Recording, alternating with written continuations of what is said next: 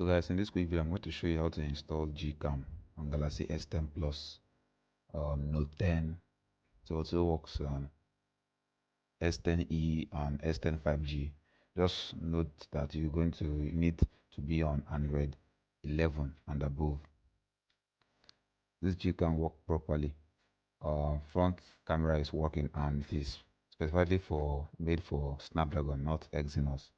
Make sure you have the Snapdragon version of S10 Plus or Note 10 if you're installing it.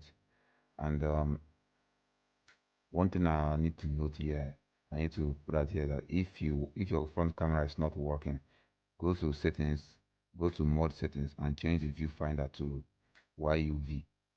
That's how you make your front camera work, just in case it's not working for you. I'm going to show you some shots in this video. That'll be all for this video. Enjoy the rest of the day.